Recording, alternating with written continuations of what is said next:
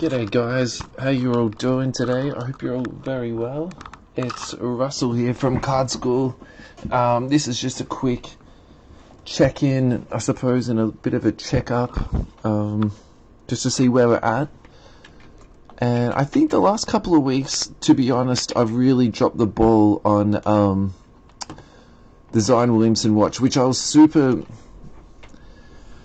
keen on, and I'd spoken a lot about in the pod a couple of weeks, and then I just got little bit distracted by other content and stuff like that we're doing. So, and I'd still been keeping an eye on it, in my own time, but I hadn't really discussed it at all in the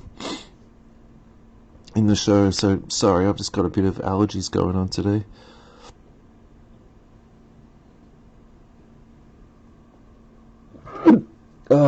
The joys of live feed and video, hey?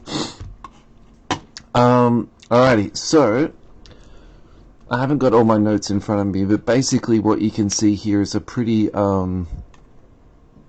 steady trickle downstream. And actually the lowest point that I got to was 260, which is I thought that it would get to sort of 290, 280 and then sort of just bounce back up, because I thought at that point, people just couldn't go past it. It actually looks like already the point where it's going to bounce back up is 260, because there's a heap of sales at the moment that's going on, and they're already up to 280, and they're ending in the next 24 hours or so. So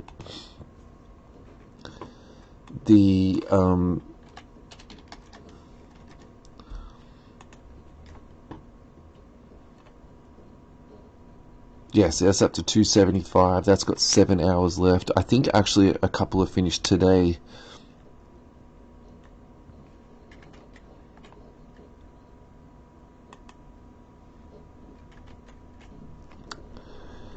Since I was doing a little bit of prep for this already, so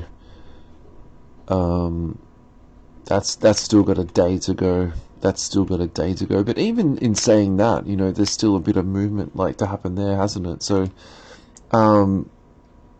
yeah, so the lowest point was there, and then 286. So I think there'll be a couple more, there'll be at least four more sales, and they'll all be plus 280, so you'll probably see a bit of movement then there. So, but I think, interesting though too, it's a much smaller sample size, so I do prefer looking at the base, particularly for just sort of considering the all-round movement on it. But this is just really progressively slid down. So the last sale is actually the lowest price sale.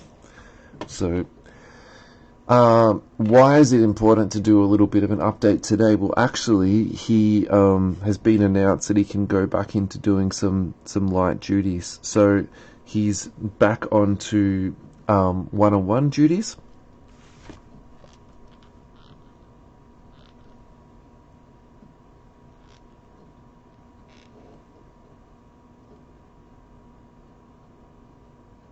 How's my sound not working?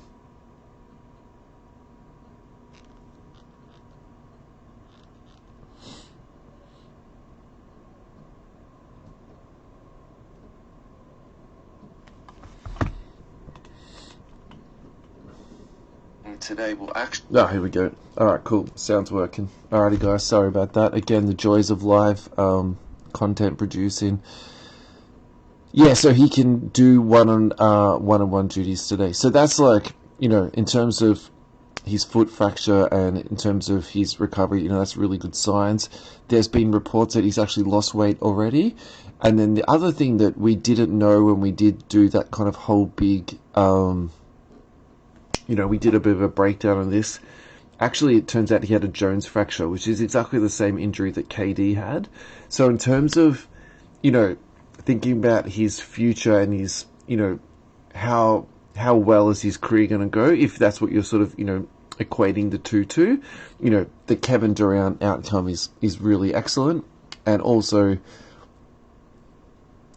unrelated to his last couple of years of, injury history that KD's had. So, that's really exciting. And I think that's probably all I wanted to say about that. And the next thing I did want to spruik was just, us, which, of course, if you're watching this, you're probably already a listener. But I just wanted to point out these last couple of episodes because I think I hope all the guys come back, and I hope that we can get back all on the same page together. But Geordie and I have been working together, and I think that, the last couple of episodes have been really good. So we'd love to hear your, feedback on that. We'd love to hear some questions. We've had a few more questions have been coming in, and that's really great for us because, it lets us interact with you, and then also too, it's just, it's just nice to hear a little bit of feedback. And last week in particular, we started to introduce Josh Luber's manifesto, and I think that was really good because next week we're going to do one more chapter in it, and then the week after that we're going to do another chapter again.